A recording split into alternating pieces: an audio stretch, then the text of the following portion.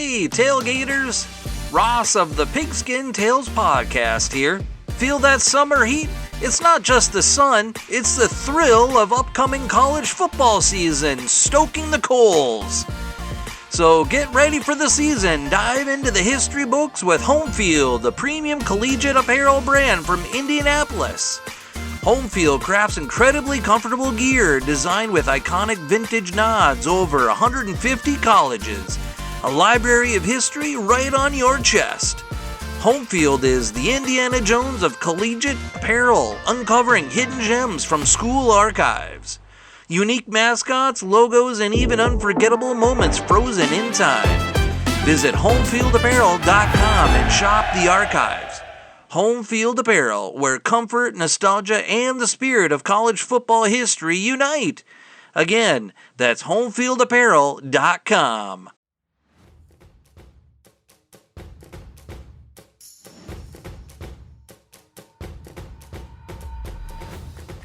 Offensive linemen oftentimes don't get the love in the game of football. They're the guys that do all the dirty work for the skill players, the guys that wear the larger numbers and don't look as good in front of the camera. And oftentimes people don't even know what they look like. But that's what makes their stories even better, because they're in the trenches. They're right there for every key play. As part of the Professional Football Researchers Association podcast, we've had the pleasure to talk to a number of players thus far and even former coaches, like on our previous episodes, like a Wayne Fonts, who coached for the Detroit Lions. We talked to Mark Miller, a quarterback who played for the Browns and the Packers. But on this episode, we discussed the idea of an offensive lineman with you, and that's Ed White, the former Minnesota Viking and former San Diego Charger, who had the chance to tell us his stories and tell us a little bit more about what made his career special. There's some great stories in here too, stuff that you will not want to miss from our discussion with Ed White. George and I had such a great time picking his brain and talking to him about everything that he did over his really very long career, from stories involving Dan Fouts and the Chargers and Don Coryell, to even the stories about Bud Grant and what it was like to play in Minnesota, and what was it like to play in back-to-back games, the game against the Miami Dolphins and then the game the next week in Cincinnati when it was so cold that, well, people still have frostbite till this day that we're at that game in the early 80s. Ed White, our guest on the Professional Football Researchers Association podcast as part of the Sports History Network.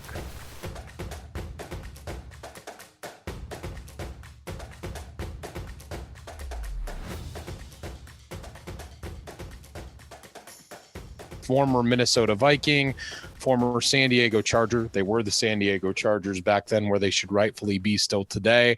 And that is Ed White, a great offensive lineman in his time in the league. And Ed, we're so tickled to have you on the show tonight and have you as part of this. And thank you for joining us. Well, thank you, guys. Thank you, Jon and George. I appreciate it. And I'm proud to be a part of your group. So let's discuss football for you, Ed. Obviously, you carved out a pretty darn good career. I believe it was 4 Pro Bowls that you found yourself in the time that you were in the league. And you really, as I said, you carved out some special things. You played for some special teams. But let's go back before that. I ask almost every guest that we have that was a player this, and I want to ask you this. What drove you to the game of football? Was it a parent? Was it a family member? Was it the violence of the game? What was it that drove you to wanting to be a football player, Ed?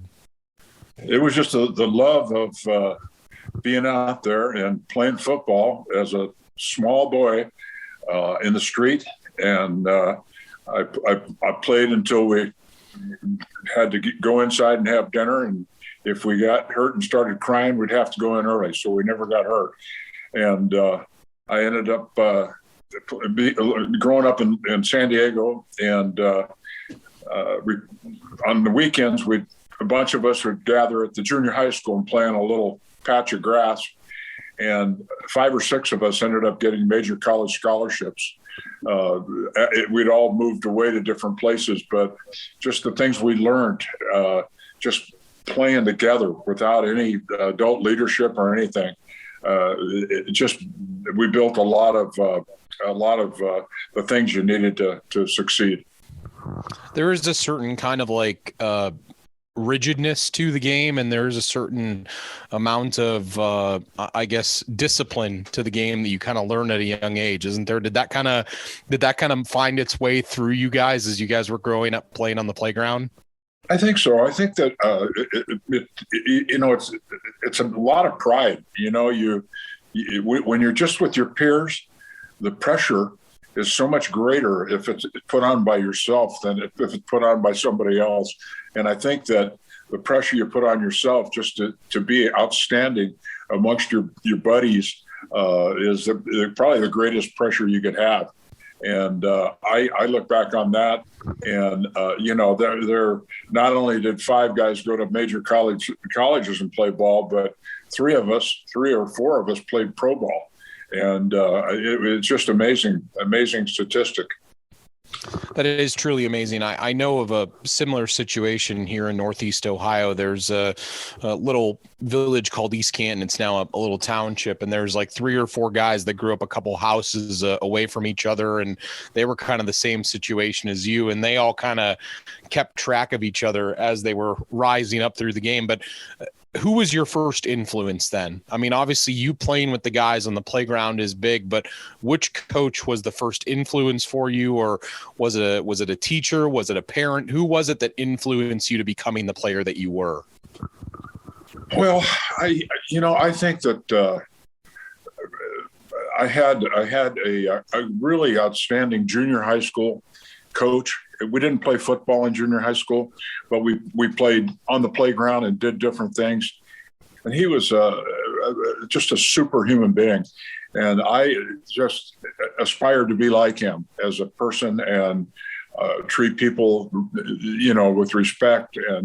And he taught me a lot. And then growing up, I was very fortunate. If I work backwards, my career in the NFL was what it was because, first of all, I played for 2 of the best coaches to coach in football, Don Coryell and Bud Grant. And those guys, they knew how to take care of the players. They were both players, outstanding athletes, and both just exemplary people as examples, and treated us as players. And they didn't beat us up. Minnesota Bud, we came in training camp last. New Orleans had been in training camp 3 months earlier, and half of them were on the injury reserve list before the first game. And we came in 6 weeks before our first preseason game, and we were healthy as could be all season long and ready for the playoffs. And that went a long way. And Don, it was the same way. He was just a special person, treated us, as adults, as Bud did, and we responded as adults and played hard for him. And he was funny and fun, and we loved it. And I'm so happy to see him go in the Hall of Fame this year. Ed, before you got to the pros, you played your college ball at Berkeley, and you were an All-American there. Can you tell us something about your college experience on the gridiron? Well, I went to Berkeley, which was, I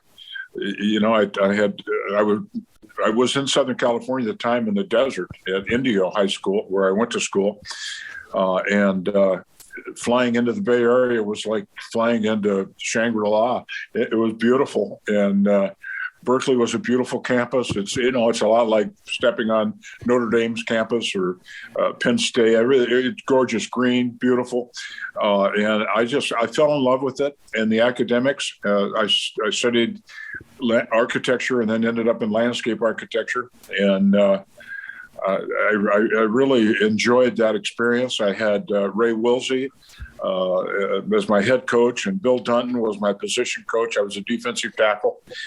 And he was all about technique and being a technician. And I loved that. And that served me well as a coach and a player, because to me, technique is most of the game, being a good technician.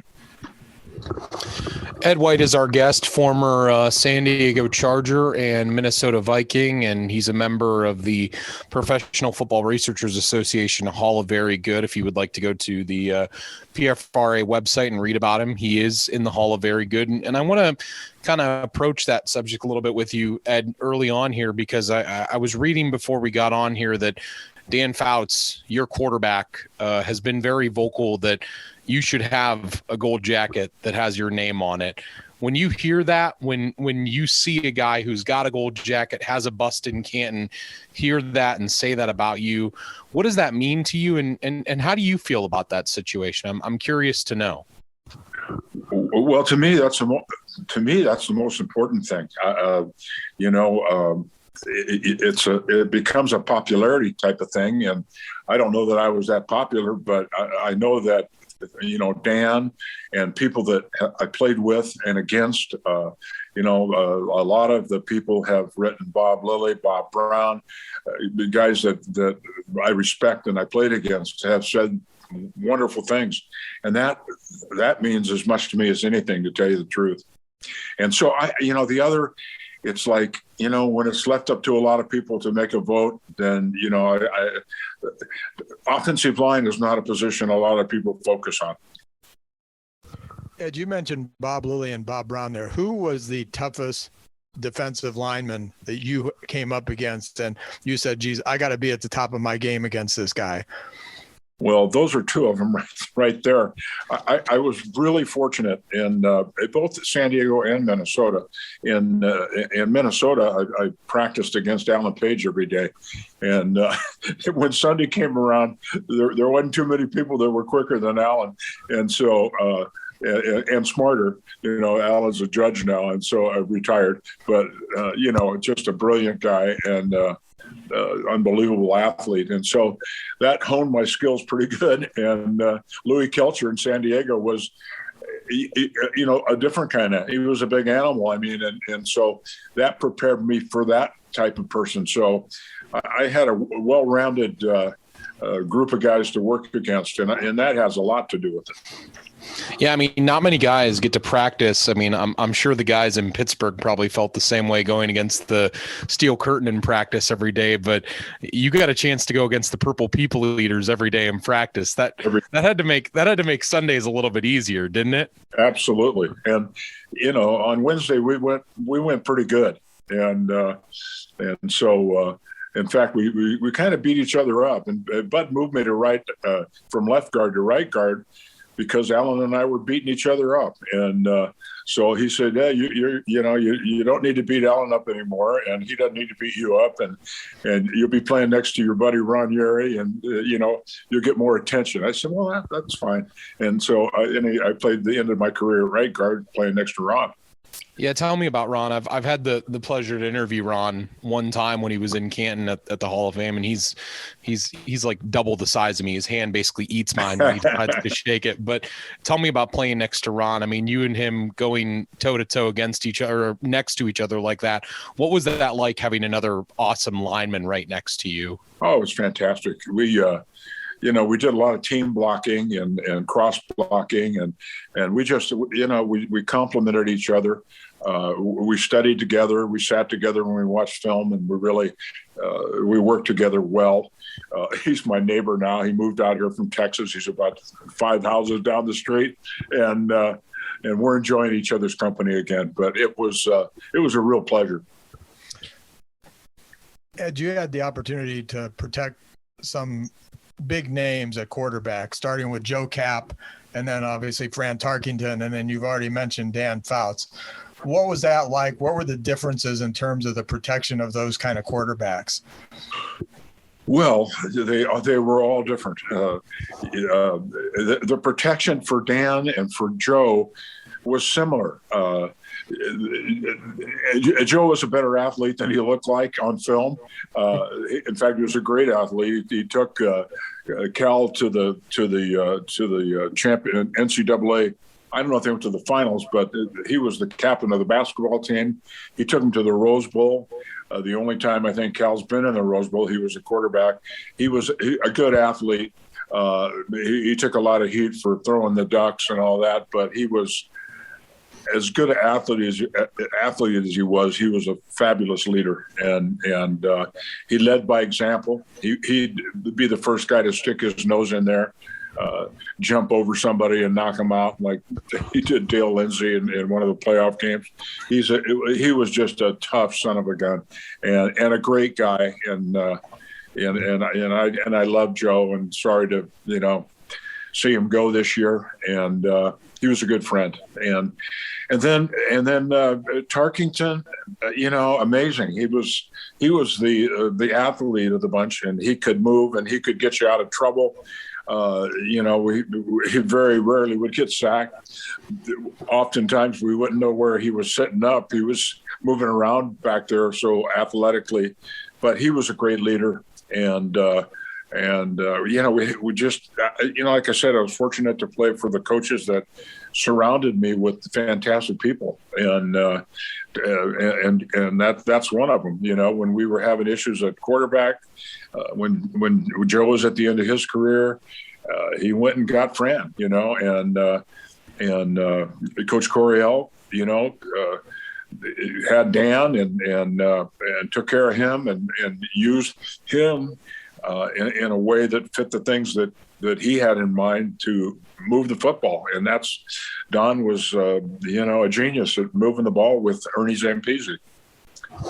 I think people remember obviously Ron being next to you on the line, but on the other side was Mick Tingelhoff, and I think a lot of people kind of underappreciate Mick. I know he went into the Hall of Fame a couple years ago, but just speak about Mick, because I saw him in Canton when he had kind of like lost his wits a little bit about him, and it was kind of sad to not be able to talk to him, but tell me about Mick. Tell me what it was like playing next to him and just the warrior that he was, because I heard he never missed. You're not going to say that about me after this interview, are you, John?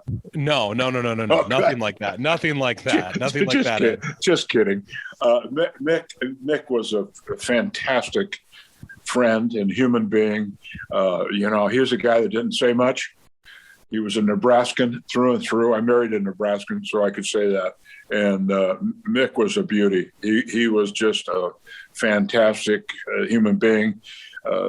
Those guys treated me, I started right off the bat. The starting guard got appendicitis, and I started the first 4 games of our first Super Bowl year, 69 against the Chiefs. And, played against a lot of good guys. Played against Bob Lilly as one of them. And I was a defensive lineman that, at a training camp to get ready at offensive guard.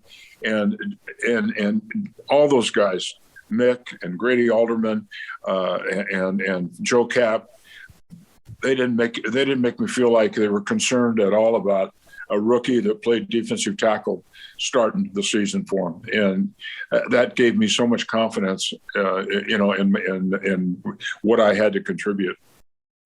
You mentioned Alan Page. He came up a lot early on there with a guy that you got to go against. But, I mean, you played the Chiefs. You went against Willie Lanier.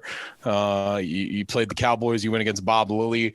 Was there one guy that stood out above anybody else that you played against in a game that was, like, tougher than anybody? And you're like, that's a tough SOB. Well, I tell you, when the middle linebackers are Ray Nitschke, Willie Lanier, I could go on, and the defensive linemen were Bob Lilly, Bob Brown. It was a week after week. There just wasn't any drop off. They were all studs, and most importantly, they were all intelligent guys. I mean, the smarter the guy, the better the guy. I mean, they knew. I felt like Bob Lilly knew what I was doing before I did it. As soon as I moved a muscle, it just co-signed what Bob had already figured out through watching me and watching film. And all the great ones had that ability. Alan had that ability. Bob Brown, all those guys had that ability. And they were all blessed with some, Bob was just Bob Brown was just a he-man, he was just brutal. And Willie Lanier was like hitting an oak tree. I mean, he just didn't move. So anyway, take your pick. They're all great. Ed, you had the opportunity to play in 4 Super Bowls, and I know in the 70s, I sort of feel like growing up in that same era. I was born in the 50s, but I always felt that the Super Bowl was really developing during that time frame. Now it's this huge extravaganza. Right. Not to say it wasn't then, but it was. What was that experience like? Because, some hope to play in 1. You played in 4. What was that experience like? The build up, actually being there and being part of that? I think that, Bud protected us so much, and nothing against the press, but we weren't allowed to spend much time around the press during the football season. And he didn't allow them in the locker room. And like a lot of teams let them come in and they kind of take over. The locker room was our sanctuary. If you wanted to talk to one of the guys, you had to get a time. So there wasn't as much contact.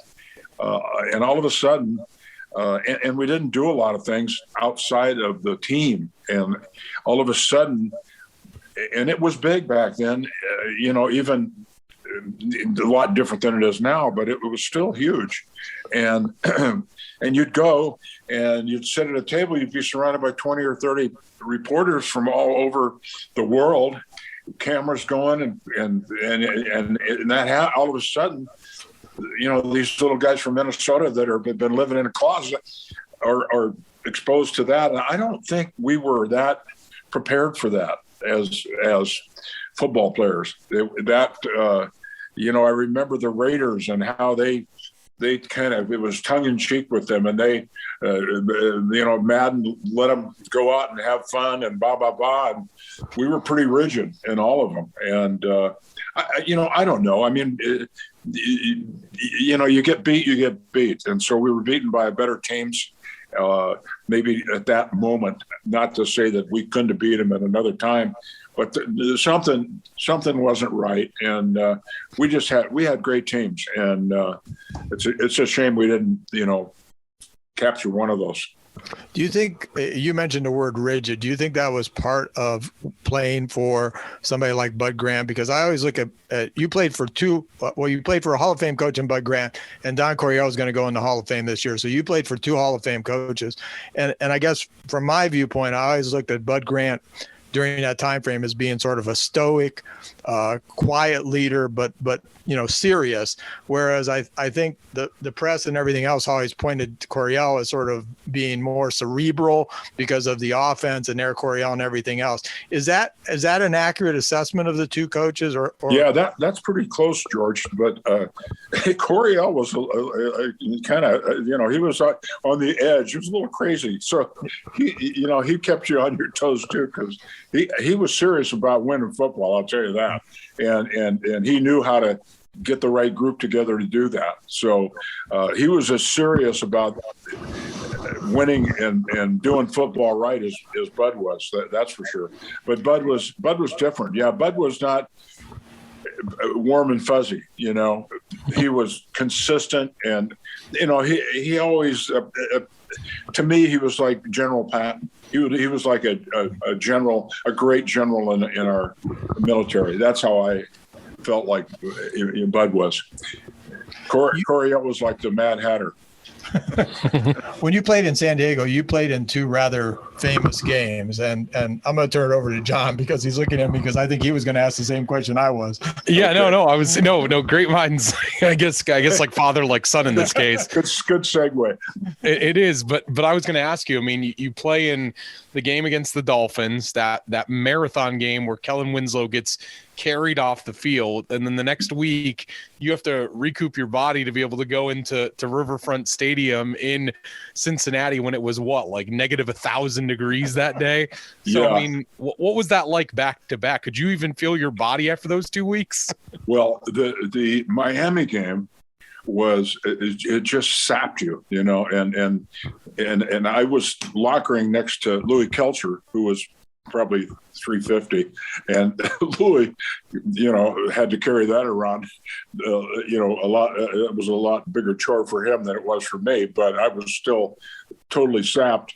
And I'll never forget, I was sitting in front of my locker, exhausted, and Louis is getting interviewed. the guy interviews Louis and finishes, and then turns to me with the microphone and said, "Ed, how did you feel after this game?" And I said, "Oh," Louis said he felt like he rode horseback he was from Texas to California. And he said, "Ed, how do you feel?" I said, "I feel like the horse that Louis rode." Anyway, it was funny. You had to be there. It's a great quote. Yeah, well, that was my best line, so I had to use it tonight. But that's how exhausted I was. And the other one was like, that game shouldn't have been played. And they tried to move it, and Paul Brown would have nothing to do with it. He insisted that game be played in that condition, and it shouldn't have been. It really shouldn't have been. And a lot of our guys, in fact, Dan has frostbite today because of it.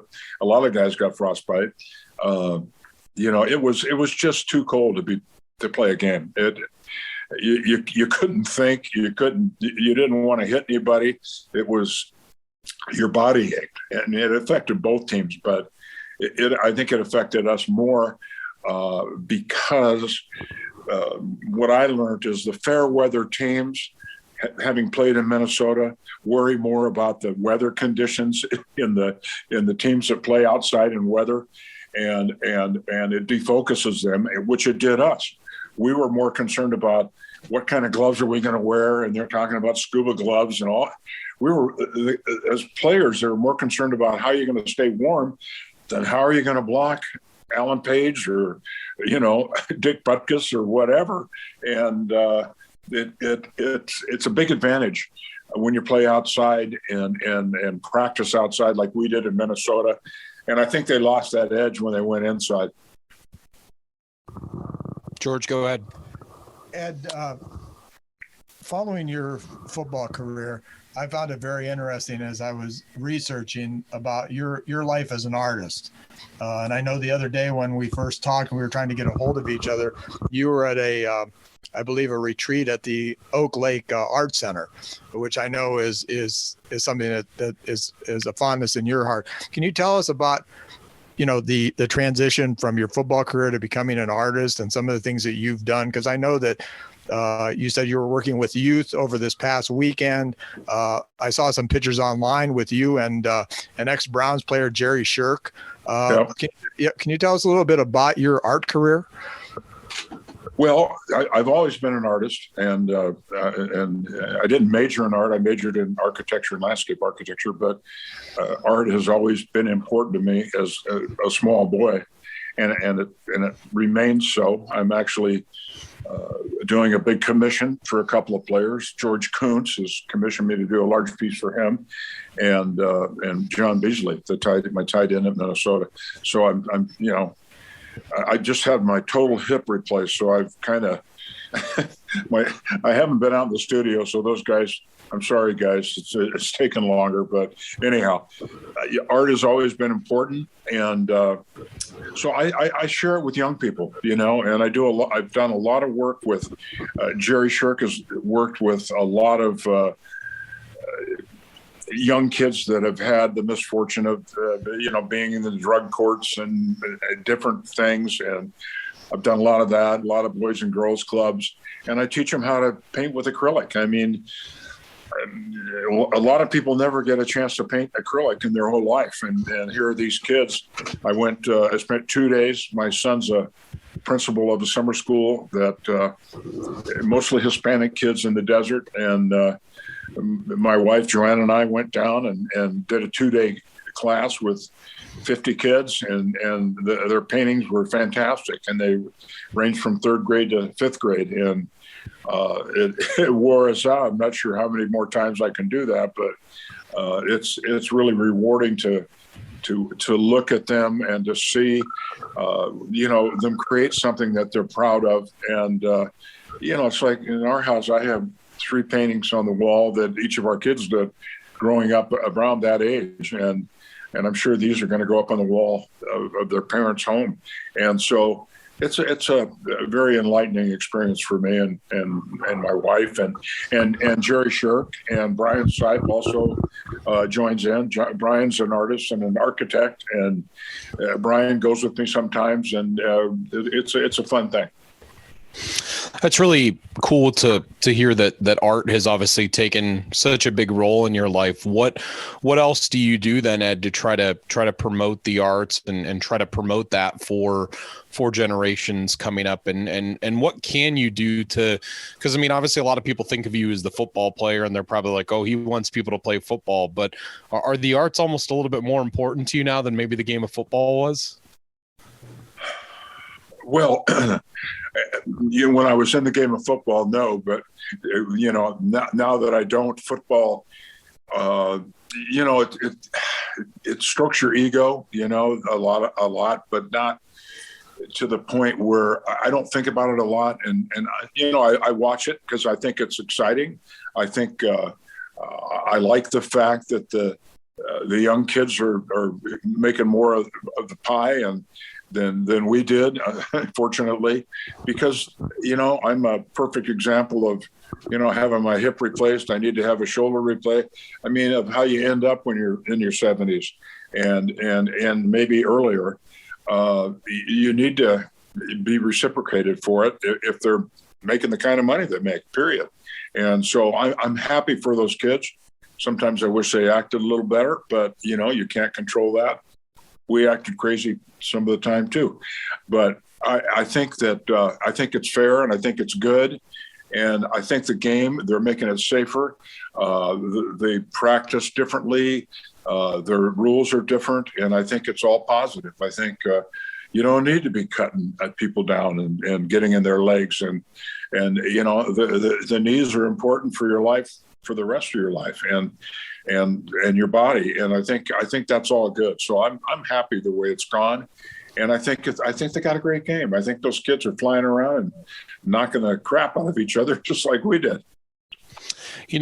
Our previous podcast guest was a guy by the name of Jeff Nixon, played for the Buffalo Bills. I see you shaking your head already. You might I know Jeff. Yeah. You might know where this is going. He told us to tell you. Okay. And this is don't shoot the messenger here, because he just told us to tell you this. Try dirty. He said Ed White ended his football career. That's what he claims. How? He said you and him fell in the same direction and you fell on his leg. He told us to give you crap about it and razz you about it a little bit. He said it was mostly tongue in cheek. Well, tell him if he was a better athlete, he wouldn't be on the ground. No, Jeff's a good one. I never intentionally hurt anybody. My goal as a player was to go 100% from the sit to the end until the whistle. And I went full speed. I never tried to hurt anybody, but I tried to beat up everybody. It's a good attitude to have as an offensive lineman. Ed White, our guest, former Minnesota Viking, former San Diego Charger, all around great guy. We've been lucky. George, I know you had another question. And I wanted to ask this earlier. When you were at Berkeley, you were there during the 60s, obviously, a period of, unrest in the country. Did you experience any of that while you were at Berkeley? Oh yeah.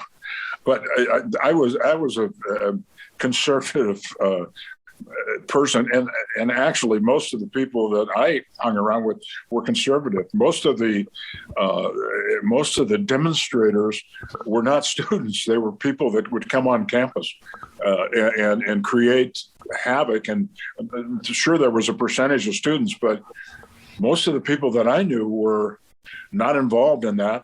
I would take my drawing board and I did in fact, I did a painting of a picture that I drew of the riots with Mario Savio, and they carrying this. I was there. So I drew a sketch of it, and I did a painting for a friend of mine, my roommate that is the head of the alumni. He retired now. And I did a full-blown painting of that for him. And so I witnessed it and watched it. And, it shaped some things for me, because I think, like the war, I think there are reasons to go to war sometimes, but there might be reasons that, maybe we go for other reasons other than, and so it makes you look at things and go, hey, what are we doing there in Vietnam? Are we doing something for us or them, or is it for our economy or whatever? It makes you just think about it, not to draw any conclusions, but it makes you question some things. And that's what I think Berkeley did for me. But I was relatively conservative about my thinking. You mentioned something earlier that I also wanted to touch on with you, Ed, because I think this is something that so many guys that played football in the 60s and 70s and even into the 80s have discussed is player safety and how the game has changed. When we did talk to Jeff on the previous podcast, he said he remembers a day and time where, the team medic would basically just throw pills at you until something stuck and you started feeling better. Can you speak to what that kind of wild west was like that you maybe played in, where it was that sense of, hey, you got a headache, or hey, you got an arm that's hurting, let's just throw pills at you until you feel better? What was that like, and how have you seen it change over the years? Well, I think it's as the knowledge of medicine and and sports medicine particularly. I mean, I'm not sure it was a career back then even, and these guys have come a long way, and I think all that is part of the progress that goes. But yeah, there was, you'd get, it wasn't uncommon for you, if you had something wrong, they'd give you a shot of Novocaine or something to numb the pain. I'm not sure they do those kind of things this day and age, but who knows? I think they're a lot more conservative about putting you back on the field if there's a chance that there's something wrong. But for me, I've had, rib situations where they shot the ribs up and you go back out there. Well, I might have had a broken rib that might have punctured a lung. Who knows? I don't know. I'm sure today it's a lot different deal. They probably take you in and get an x-ray and all that kind of stuff. So I think it's a different day and age, and I think they protect the player more. And I think that's, at that time, guys were, I know I grew up, hey, rub a little dirt on it or your mom's going to make you come in and before the sun goes down. So different age. His dad, my grandfather, told us a famous story that when he was a high school kid, he had a friend that played on the team and he got a concussion, and the coach of the high school team in Canton came out and tightened the kid's belt that was around his pants and said, "You're okay. Get the hell back in there." Yeah. and I couldn't see that nowadays. Yeah, no, somebody be sued probably. Yeah, I think what Jeff referred to yesterday when we talked to Jeff Nixon was there was sort of a warrior attitude. You didn't want to come out, so you just kept playing, and sometimes you just felt that pressure to just keep staying in there, even though maybe your mind was telling you that probably wasn't a good idea. But I think that was sort of the warrior aspect of the game. No, there's no question. And as I mentioned, it starts as a young boy.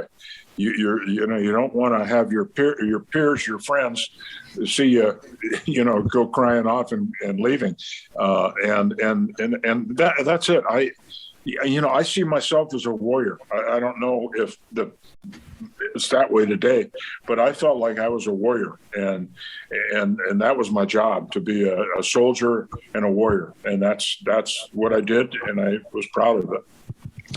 Ed, last thing I want to ask you, because I know he is going into the Hall of Fame this year, and I know it probably means a whole heck of a lot to you, but I wanted to give you a chance to speak about your coach, Don Coryell, getting the chance to finally go into the Hall of Fame. What does it mean to you to see that, and what does it mean to you to finally kind of have him be in there after so many years of people saying he deserved it, to finally get that honor for him? What does that mean to you? Well, it means a lot, because it's just a verification of what a lot of people know, what I know, and he was so special to me, and he made me feel special. I know he didn't want to cut me, so he hired me as an assistant coach. So that's the kind of relationship we had. And so I went from playing to coaching on his coaching staff with the Chargers. And Don was just a special guy. He had Joanne and I up to his place up in the Puget Sound. And he was just a wonderful guy. And I can't say enough about him. And he was a genius of moving the football. And he did it, the most expedient way, and that was through the air. and that was his whole philosophy was, hey, it's a lot easier to get yards throwing that ball. Throw it. You would always say, throw it to Kellen. Throw it at Kellen. And I've heard that more and more. And so anyway, it means a lot to see him go in, and I'll be honed in on the television watching that. Ed White, former San Diego Charger, former Minnesota Viking, and an artist, and so much that's touched the lives of so many. And Ed, we so appreciate you being part of the podcast tonight. Great stories, and you're welcome back anytime. Thanks for joining us. Well, thank you, John. Thank you, George. Thanks, Good talking to you guys. And I think as I get older and the Coffin Corner, which is your newsletter, which I love, every time I see the Coffin Corner, it gives me the chills. And then I open it up and look at all the guys in the past, and I go, holy cow, I see why it's called that. But anyway, I love it and love what you guys are doing. Oh, great. Thank you so much. Ed, thanks for joining us. Have a great night. Take care. Yep. See you guys. Thanks, Ed. Thanks. Hey there, sports history fan. This is Arnie Chapman, aka the Football History Dude, and I wanted to thank you for stopping by to listen to another episode here on the Sports History Network. Our podcasters are passionate about uncovering and sharing sports stories from yesteryear. And if you didn't know it already, we have over 30 shows across the network covering all sorts of sports history topics. In fact, here's a glimpse into one of our awesome podcasts here on the network. Each week, the official Football Learning Academy podcast will take you deep into the history of pro football through interviews with players, coaches, or administrators in the NFL, as well as interviews with Pro Football Hall of Fame selectors, authors, and historians. You'll learn how the game evolved and important moments that shaped the sport into what it is today. And don't miss the Pro Football History Nugget of the Week. Listen to the official Football Learning Academy podcast on the Sports History Network. How about that? I bet you're super hyped to go listen to that new podcast, right? Well, to learn about this show and all the other podcasts on the network, head over to sportshistorynetwork.com/podcast. Again, that's sportshistorynetwork.com/podcast. Head over there today to find your next favorite sports history podcast.